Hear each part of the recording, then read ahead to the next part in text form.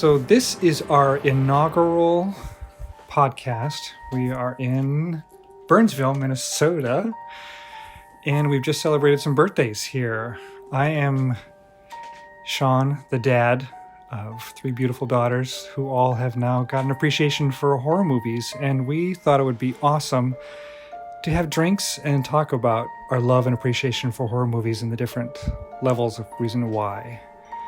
So we can make introductions. I'm going to go around.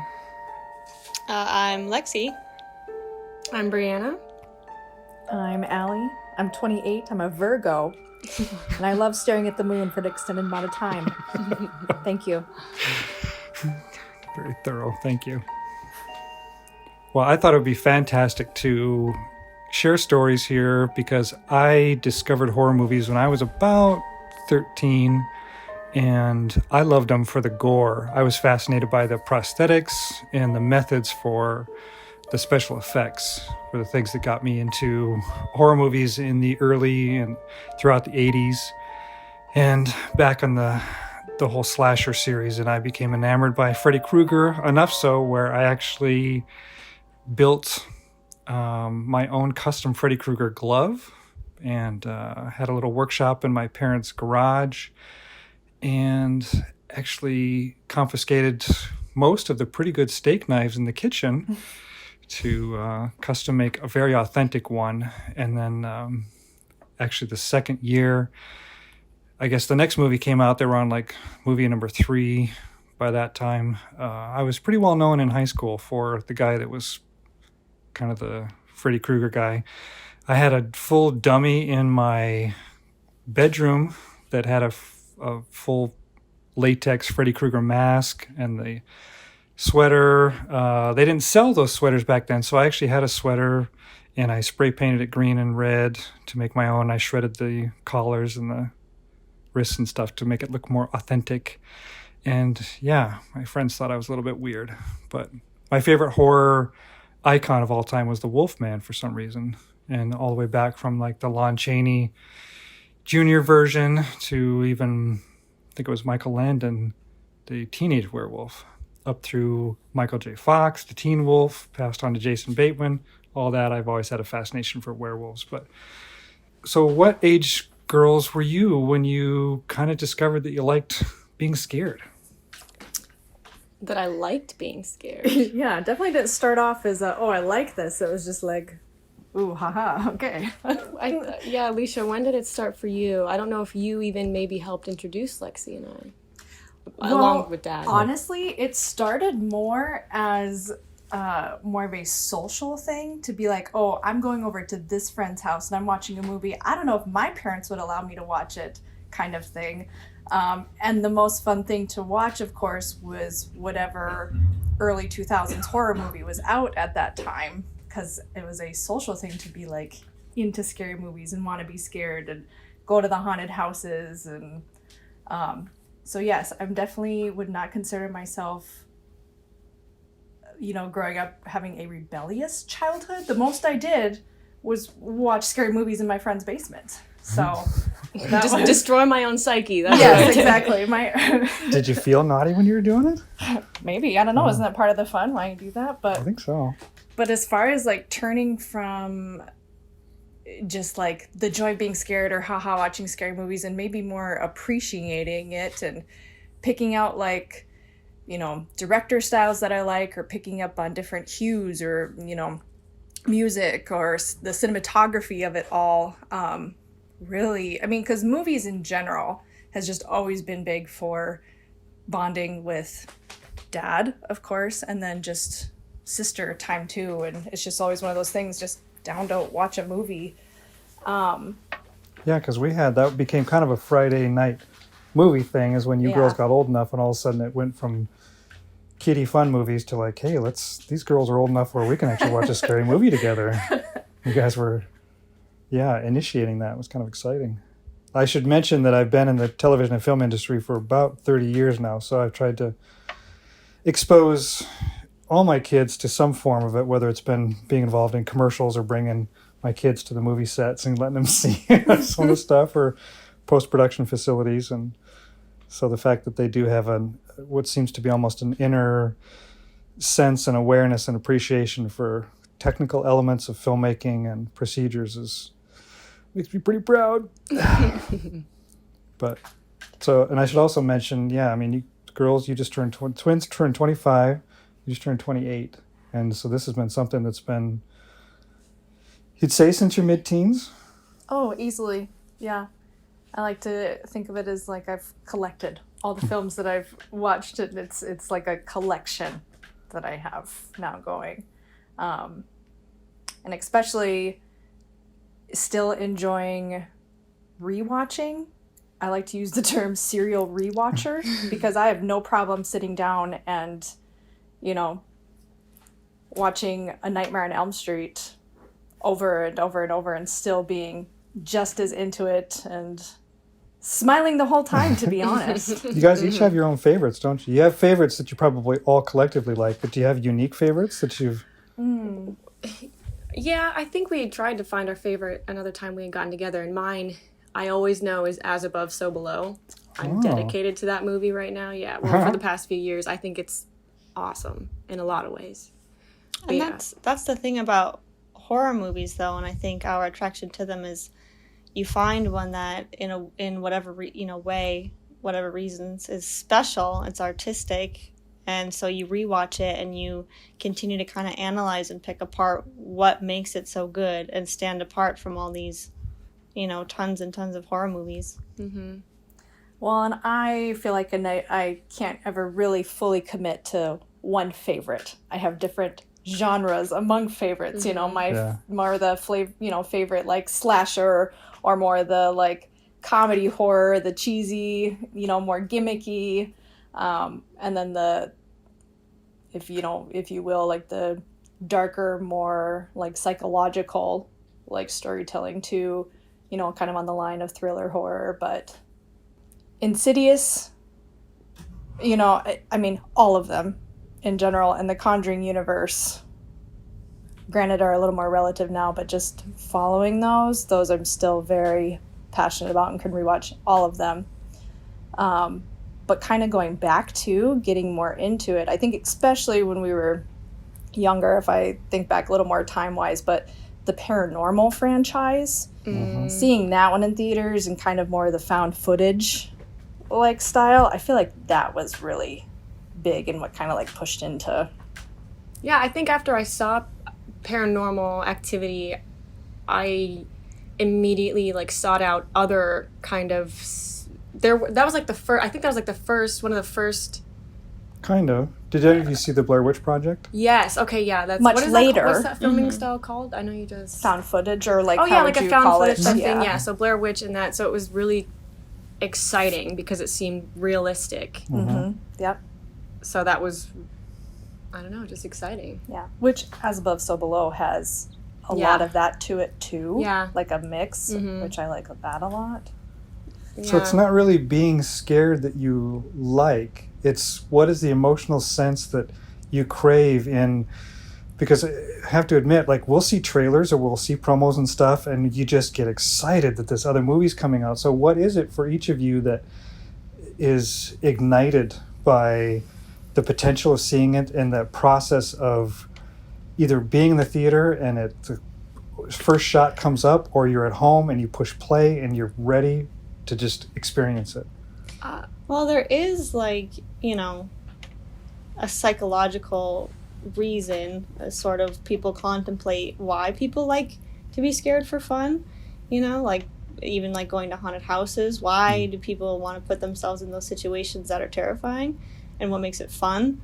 But that aside, I think something at least that came to my mind is kind of like comedy and how timing is so important because not everybody's funny, not every stand-up comedian is funny, but there's something in particular about, I think, themes like relatability and timing, and it is a skill. And I use the word like artistic earlier because I think a horror movie has to be artistically done, at least nowadays, in order to be considered good. And I think, I don't know, just in that mindset, it's like impressive. It's like a feat you know, to see something that is so intricately planned and mapped out from the audio to the visual to the story part, you know, and then you have to be scared. So these, you know, whether it be jump scares or, you know, whatever is actually scaring you has to be compiled in a way that is hard to do, and it is very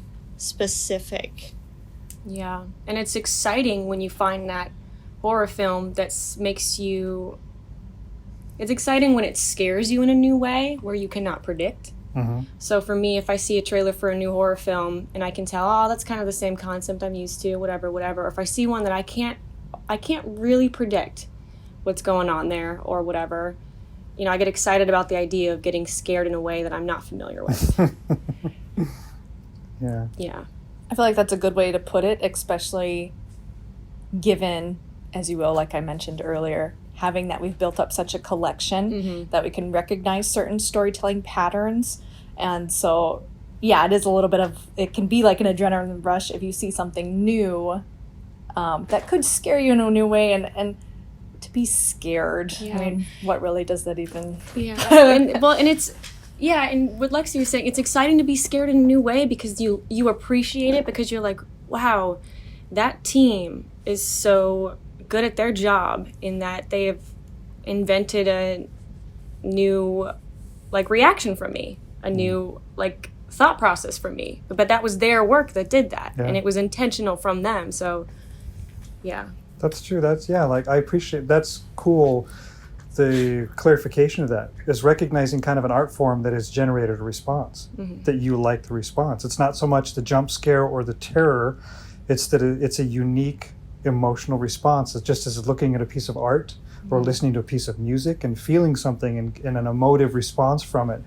You allow a genre of films and a director's, producers, actors, team to take you there. That's pretty cool. And even within the subgenres of horror itself, there's the type of horror that you like. It's not just the slasher and stuff. It's the uniqueness. It's the storyline. And sometimes we get we get teased because we hear, like, based on true story or something where there's a little bit of factual basis to it, where there's a lot of creative liberties that have been taken. But somehow, even for me, if I know that there's a thread of association of part of this could have happened, these people really existed, oh man, I'm all in on that. Yeah. Completely elevates it. Yeah. You're just like, oh, for real, yes. Yeah, that could totally happen. Yeah. That could totally happen. Yeah. And I know at some point in time we'll end up talking about the Conjuring series, but so the movie that we watched that we're going to talk about now is Malignant. It's just out. We were going to go to the theaters. We decided to stream it online and watched it last night. And we can talk about it for a little while with an outer edge to it, talk freely, and then I think we can give disclaimers and maybe go into some spoilers so if somebody doesn't want to ruin it, because there are some elements that I'd love to hear your perspectives and thoughts about that will kind of give away some of the twists and turns that the movie took. But what was initially the reason that you would want to see a movie like that? What was the draw? For me, it was director. I was led by director James Wan, because obviously I'm a fan of his work. I was just excited to see a new piece. I was excited because the main actress.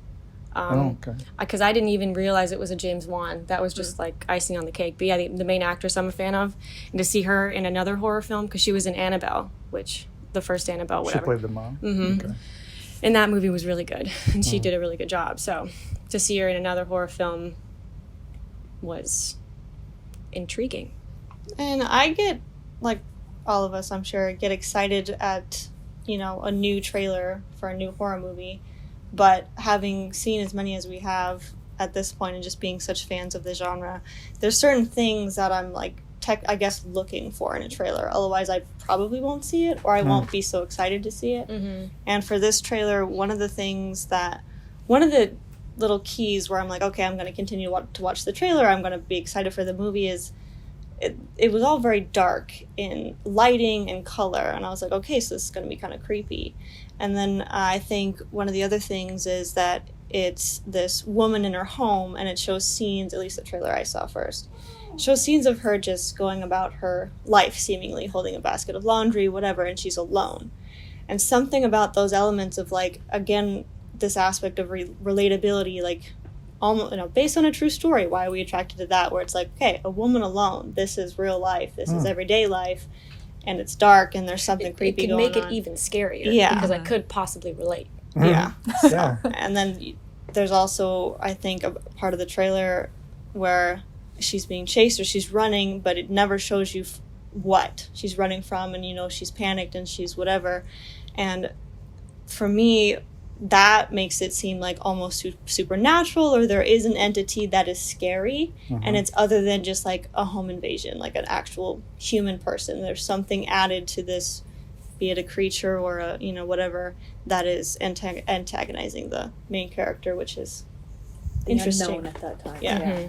Yeah, and so I'm an editor primarily by trade, and I work mainly in documentaries right now, so I long for the ability to cut trailers, even for documentary series that have a sense of cadence and rhythm to them, to emote something, just to motivate somebody to watch it for whatever reason, whatever the topic is that we're working on. But the other part of that you made me think of was that I love the fact that some of the directors are allowing to go back to a method of more not giving everything away. And that was a great thing that Steven Spielberg talked about. The success of the first Jaws movie was that what was their downfall was the robotic shark kept having problems, and they couldn't film it the way they wanted to, so they just didn't get a lot of that on screen. But the absence of the visuals that gave the payoff gave more power to the creativity of the viewer, which gave your emotion more control over you. And we lost that, I think, in the 80s and 90s, where the monsters became so visible and so they had personalities and they were on screen all the time. And so you lost this sense of mystery, and your creativity everything was handed to you. You very spoon-fed the methods of the directors that wanted you to have that. And so I love it when darkness, and when you have to fight to see something on screen, or you don't really get to see a full figure of something, and there's whooshes in the background or something off the corner of the screen, that are methods that are very intentional from an editor's and a cinematographer's point of view, because of wanting you to work for it a little bit. And you have to invest yourself in that movie. And by doing that, they've got you. And if you're willing to do that, those are the things that I appreciate. And yeah, it was very early on that you kind of got this sense that it was just going to be this darkness that you were always going to be swimming through with the actors while watching this movie. It's like, man, I can't see what's going on in the background, or there's a shadowy figure that pops up and there's no definition to it. And I love how, what that does to me emotionally, and then how you girls appreciate that too. So. Well, and I think with that idea too, just from watching movies, I've gotten a lot more used to, or I feel like my eye is more drawn to watching around and behind the actor that the camera is following, because again, when I go back and I rewatch, and that's another reason I like to rewatch movies, is because I know I miss things. Just even, similar now, talking about Malignant, I know I'm going to have to go back and watch that one or two more times just to like really feel and catch everything. And I'm also very particular. I like to have very minimal distractions. That's why it's the best seeing it in theaters, because it's huge screen, it's loud, it's very dark around you. You have no your only choice is to look ahead and watch the screen. But yeah, that unknown. Something's there, you just don't know what. And you have to participate. Yeah, participation. Yeah, It feels like participation. Yeah. Mm-hmm. Yeah, that's what it is. Play the game, if you will. Yes. I like it, when you don't have, it's better when you don't have the control to pause. I gotta make a bathroom break, and you lose the momentum that everybody that's made the film has worked you up into to get to that point, and you kind of lose some of the speed. So I do want to watch it again too, and probably end up watching it by myself. But. Yeah. Well, and I know that also James Wan is someone, or a director, that I know likes to put hidden things in the background, and I tried to remember to do that with Malignant, because I know some of my favorite parts of Insidious were the background treats, so I did try, so I will have to watch it again as well. And to have a horror movie be rewatchable is Yeah. a great success, a great art. Because then you know the villain. I mean, you know how it ends. But and you're still willing you want to participate again. take that journey again. Yeah. Because there's probably more you're going to catch each time. And the experience of watching it, the ride that you go on regardless is captivating enough to experience again. And even all the combination of the elements, which I think it's as you girls have gotten older, ladies have gotten older, that you start to notice the combination in the soup that is the movie with the cinematography, the music, and the timing and the shots and the editing, and even, I didn't say anything, but some of the music cues that when they came in, some of them are very traditional with some strings that's a very horror movie type of thing, but still effective. But then also he was incorporating some other things too that you girls picked up on. Like, I want to listen to that soundtrack to my everyday life. Yeah. That is a bop and a half. Yeah, no, when that certain song in Malignant started playing, I was like, I know that's familiar, that's enjoyable, I know, but it's like altered, it's like a cover, whatever. And it took me a little, but it kept playing, and I appreciated that because I wanted to figure out what it was, because it was good, and it was emotional. It was like intense music. It was an intense version of a well-loved song. And so I think that made the horror movie, I think for me, it gave it a really modern feel, and usually I don't like that. But yeah, it was very modern, I think. And the fact that I guess it was in Seattle, and I have a personal connection to Seattle, so I felt even more interested and connected. Yeah, that was cool. Yeah. And there's something that's been done too, it's not just this decade, but it's been done previously, is where they'll take something that's familiar to you, and the first thing that comes into mind is that tiptoe through the tulips. How they destroyed that song with what it now gives you chills to hear, which was supposed to be this cutesy little song way back by Tiny Tim, has now become iconic, attached to just chills and the eeriness of that. What movie was that? Insidious. That was Insidious, yeah. So again, it was the method of taking something very familiar, and how in the 80s, when a child's voice was used, something so precious, so innocent, but then said in a certain way, even with Carol Ann and Poltergeist, the first original one, the hauntingness of just the simple voice, what changed the way. It's just as they did with clowns. Horror movies ruined clowns for the entire world, but in a dark way, I like it. It's such a method that has been. I love how horror directors are always looking for new ways, and even in the quick little behind the scenes thing we saw of James Wan talk about that, is that looking for uniqueness in a horror genre is difficult nowadays, because you can't just give slashers and storylines. You have to use different elements to put the whole thing together. So that was very cool. Yeah, definitely having more in the narrative side of it versus like the, giving into the only jump scares or more of the slasher, but being invested in their lives and their story becomes a big part. And just to kind of, veer again, even like within Insidious or The Conjuring, where they keep having these installments come out, and like, how can you not love Ed and the Rain one? Shout out Patrick Wilson, you're just everywhere, my guy. Like, you're the best. Besties with James, I see. Even an example in Malignant, there were a handful of familiar faces in there just from being part of that James Wan movie family, I guess, with someone from Annabelle and somebody from Second Conjuring in there too. So yeah, that's neat too. And I would like to go back and watch the credits too, because you can see the fraternity that becomes, you'll see this, they'll work with the same editors, the same composers, the same cinematographers and DPs, director of photography. And when you start to see 2 or 3 more of those paired together, whether it's actors and directors, you're like, yes, you know that the formula is. We're getting There's the already band some back good- together. Yeah. There's some of the great elements that made me excited and happy for a previous project or together again. So you have optimism for that project. But so in the beginning of the storyline, you know, you're really kind of unfamiliar and you're intentionally directed towards this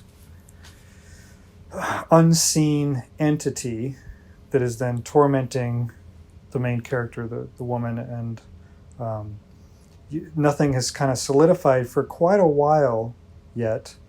And he takes you a long way through the movie until you really start to, and that's what I want to rewatch too, because I think there were things that we heard early on in some of the dialogue elements that were probably cues to where the direction he was taking us that you didn't really get paid off until the final act of the film. But Well, and there were moments where I'm like, oh, okay, this is the villain. And then I'm like, oh, no, wait. Yes. No, it makes more sense for this to be the villain. And so he kind of took me personally on this ride of like, I can't predict. I cannot tell who it is, where it's going, you know, how it's going to end, who's going to die. You know, I couldn't tell. So it was a ride. there's a method that it's been around for a long time, but when certain writers or directors will kill off a main character very early in a film to take something from the viewer, and which you would think sometimes it hurts your feelings and it makes you mad, like you're like, I don't want that person to die, but for some reason it commits you even harder to the storyline. And I think like the Walking Dead series would do that all the time. He would trail you along, he would have you connect with somebody, and then you'd never know when they were going to die. And I liked that sense of, can I commit to this person? Can I be emotionally invested in this character? Am I going to lose them halfway through the movie? Do I want them to die? Do I want them to be the first one to be sacrificed and then save this other person? And so there's a few characters within this storyline that I thought, I was like, oh, they're a goner. And then they ended up not dying. Right. So I was pretty surprised about that. Yeah. So we can possibly start giving some spoilers, because there was, you know, as we're talking about what this entity is and how at a certain point of the movie where all of a sudden it's given some physical characteristics, where all of a sudden it is, what's the word? What am I trying to say? Where you can... Embodied or It was almost humanized. Yeah, personified in a way. Kind of personified, yeah, where it was, you found out maybe this thing can get hurt. Maybe it can be, because it could be fought with. And when he allows you to see this entity have a physical battle with one of the main characters, you're like, okay, wait a minute. That's when I was really turned, like, okay. Same. But yet there was a strangeness to it. The creature or whoever, was fighting this man, but it didn't seem like a man itself. It moved weird. It moved. It was strong. but you it was, couldn't see it. Yeah, you couldn't. It really was there, put but a- you still couldn't. It you wasn't couldn't- revealed You fully. couldn't. Yeah, you couldn't label it. You couldn't say who it was, what it was. And another thing is in the opening of the movie, there is a quick-ish scene where behind glass, darkened glass, so you can't clearly see, you see like a silhouette moving of whatever is, you know, the crisis of the scene in the movie, and ends up being the antagonist character.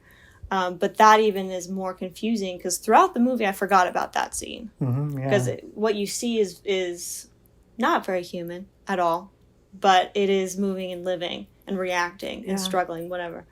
So, but then as you move through the movie, like you were saying earlier, Brianna, is that you try and guess what it is, who it is, the reasoning behind it, and, you know, trying to think back, oh wait, but the beginning scene showed this, so what is actually going on here?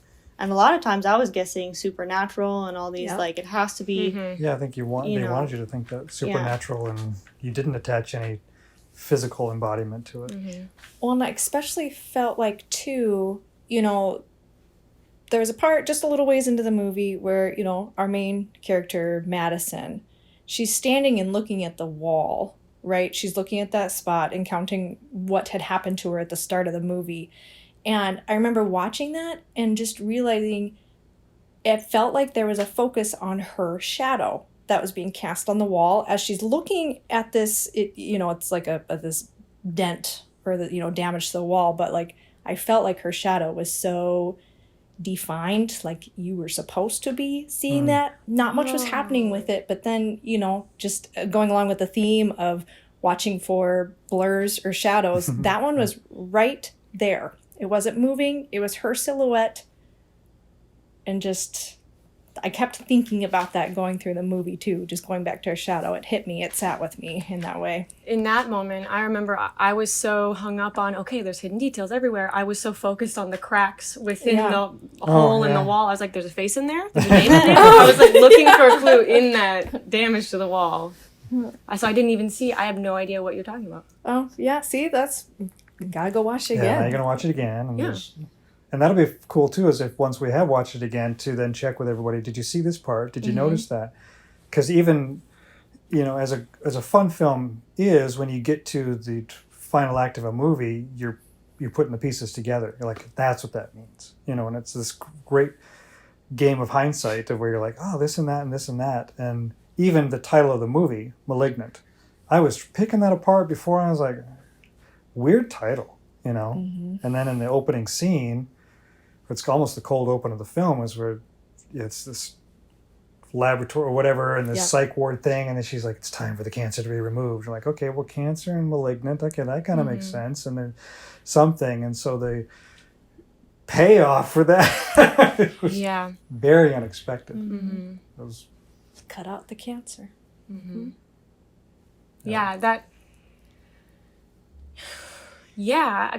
even when we were finally given answers, the whole cancer thing, conjoined twin thing, absorption thing, I still wasn't completely sure. Demon, why was he strong? There was still a lot of questions even when you were giving answers, and I like that. I don't like it spelled out to where I completely understand without thinking for myself. And I think you were talking about, you're talking about that earlier, where it's like, the villain's on screen for most of the movie, so you don't get to use your imagination or whatever, or decide for yourself.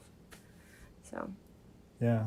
I wanted to work for it. I wanted to struggle and contemplate.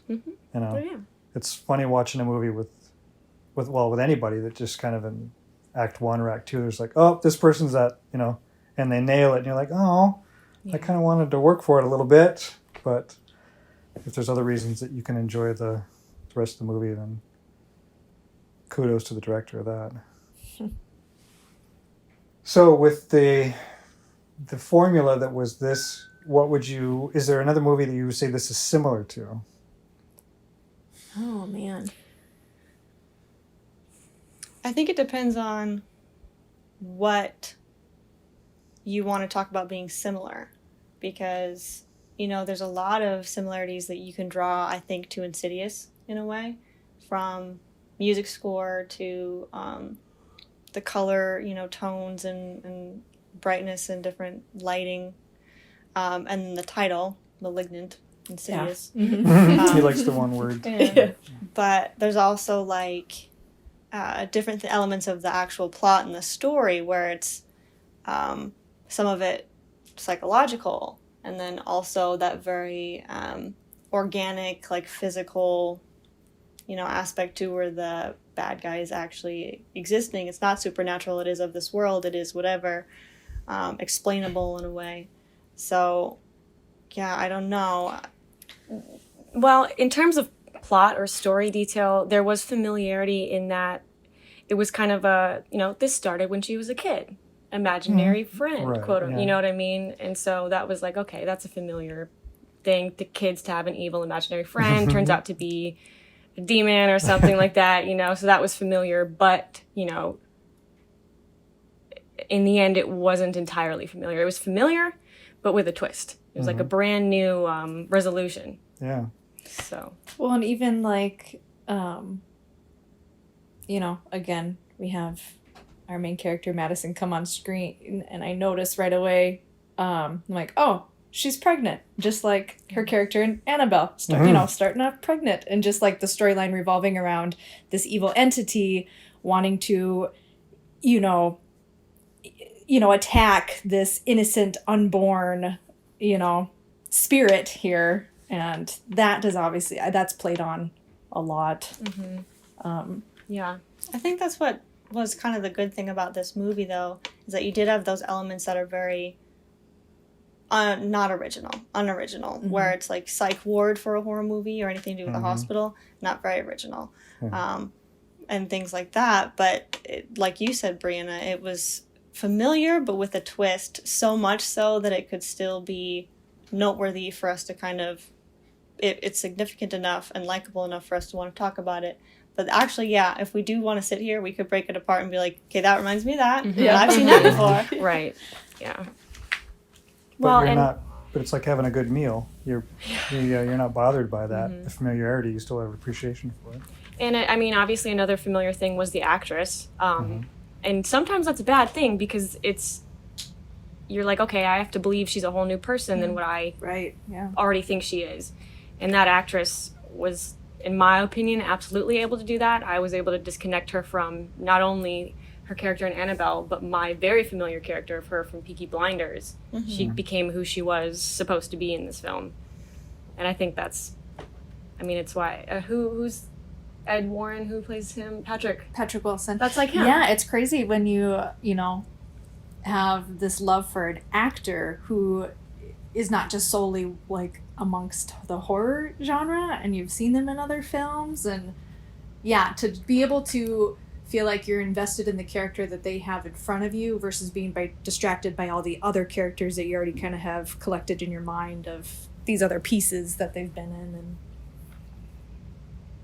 Another thing is the opening credits, which honestly I feel like we could have a whole nother podcast on analyzing and breaking apart our favorite or least favorite opening credits or end credits to of horror movies, because in a way I almost use that as a way to prejudge a movie. And I was doing that with Malignant because what I was seeing was kind of like what we're talking about, very familiar. Alicia, you said Saw. Reminded me of Saw. So many Saw vibes, yeah. The music and the visuals, same here. Reminded me a lot of Saw. And I was like, okay, that can either be a good thing or really bad, because now we're just diving into what people have already done. But Piggybacking. Yeah. But in this case, I'd say it was a plus. Like Yeah. everything, It's all these little tidbits, little snacks here and Yeah. there of our familiars. Yeah. Yeah, and the ability for an actor to take you somewhere, even though you're so familiar with them as another person.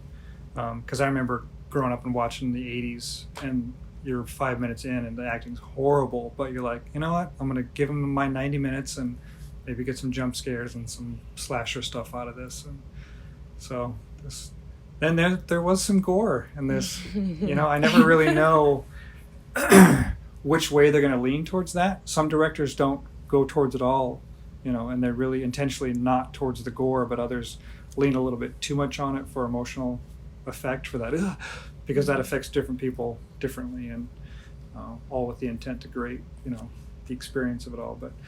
And I also appreciate the visual effects. There were some visual effects of when she was experiencing something almost outer body like that was very effective for me. It was very well done, because if I work in these programs, I know how hard that is to do, to film and to pull off so that it looks like she's literally being taken somewhere else. I thought that was Like very a well dream done. house effect. Yeah. That's like what that, like the melting. Yeah. I thought that was very well done. Well, and things like that, where it's like some films will do the action of transitioning this character into a different environment, but they'll also explain it. And that's another thing of giving you too much information. Like with that, we got all we needed with just the simple, well, it probably wasn't simple, but just to the eye, the simple melting of the walls or whatever, and the fact that she wasn't moving, she couldn't move and stuff like that. It's like a physical representation of a metaphor. Or Yeah. something. Yeah. Yeah, Beautiful. the artistry was representing something through the visuals, and that was, I thought it was effective. And they didn't overdo it either. You were able to see this magnificent transition a couple times in the movie, and it was just enough. So I did like that. And also some of the cute things that you think are going to detract from the movie, where you girls had mentioned right after seeing it, that you have this teaser of a love interest connection thing, and you're like, don't waste my time with that. Right. And he doesn't Yeah. waste your time with that. It's mentioned, and I'm like, here we go, and then it's dropped, and you're like, okay, and you expect, this. So her sister, you expect her to only be this sister character, this maybe potential love interest character, but she turns out to be a little more than that, and she's in action, and she's gravely injured, and I think that's really good to have a versatile character and not just I'm the sister, I'm the pretty actress that is lovable. She was more than that. That's a good point. Yeah. She really, allowed her to be a part of, more than just that, the supportive or not really existing character. But she was part of just helping to, figure everything out. And then you're right, be in the action of when things are really going down. Yeah. Yeah. And I will say at the end, when the villain, are we doing spoilers? Yeah, okay. Gabriel shoots her sister. I knew that wasn't real. Oh. That because moments before that, obviously Madison was getting stronger, and then the sister died, and I just kind of knew. I was like, okay, that's not really how they're going to do this. They're going to let her be the strong one to save her sister. I know that much. So I appreciate, even though I knew it, I still appreciated it. That's and cool. Because they did it well. They did it well. I saw it happen. I'm like, whoa. Yeah. See, I was more on that side where I'm like, but no, she was getting she's stronger. not How could supposed you do that? Like, no. But so that's very cool.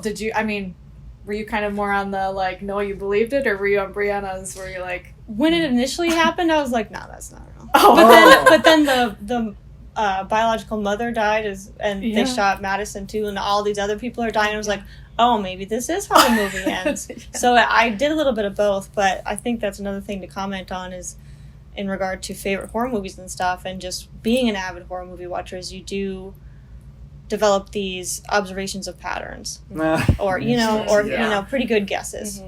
Well, usually, when I watch a movie, whether it's a horror movie or not, if they pull the whole, it was all a dream card, normally that annoys me. Yeah. But like I said, they did it well. That's true. It was such a brief moment where for me, it tricked me. It did. It get me. And I love the fact that you girls could kind of see through that. Your skills, you've grown stronger than I. But, and also how the character was introduced, the lady giving the tour. And you're like, why? Why was this person involved? And he dangles that for a long time.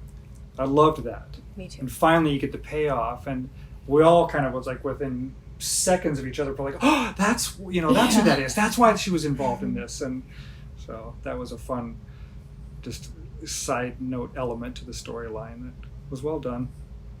Well, he made it fun because there were multiple of those. There wasn't one big, here's the answer to it all. There were so many intertwined moving parts within that story of learning who Gabriel really is and learning about Madison. I mean, even throwing in, the adoption storyline. I mean, not even, and then, thinking biological mother was dead already, and to find that, no, we saw her very early in the film. Yeah. Well, and then when Madison goes to her mom and she's like, did I have a brother? And she's like, no, they would have placed him with you. They told me if you had a brother, they would have been placed in the same home. So then you're like, oh, that option's out. There's no evil brother. And then you kind of are scattering. You're like, well, okay, it could be this option. Maybe someone else who was attached to her in this way, both at this place at the same time kind of thing. And then when they show you documents, it was funny who mentioned that when they were talking about where she finally goes to the psych ward and you see that sure enough the documents are in the basement, of course. Predictable.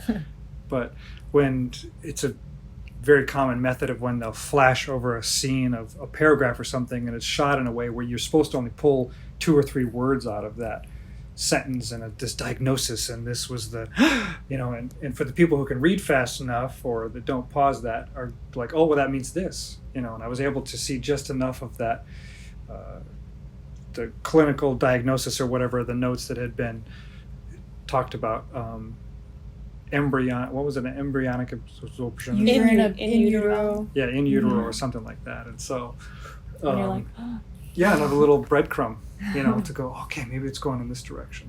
And another breadcrumb is, for me, is when you see, I think the second person to die by Gabriel is that older man alone in his apartment, and he's on the phone with somebody.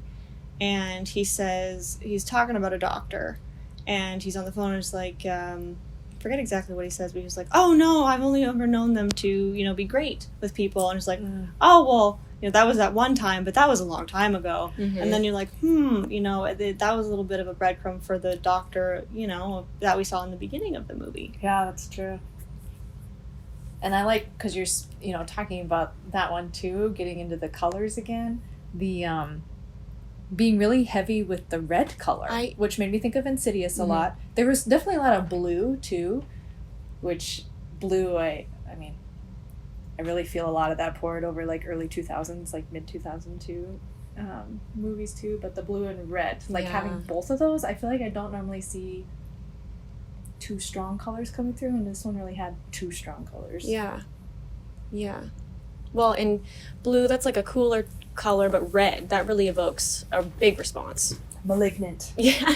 So Insidious. yeah. Or, you know, in Insidious, obviously, I guess the devil, his face is red. You know, his lair is red and everything like that. Yeah, and from a good DP, a director of photography, if given the time and the budget, every frame is a palette where it is intentionally colorized, and this had some shining moments where I saw the composition of the shot and I'm like, I like that. And especially the scene where both you and I, Alicia, turned and looked at each other, where there's a whole follow scene done from completely above, from room to room, and it chases her from room to room.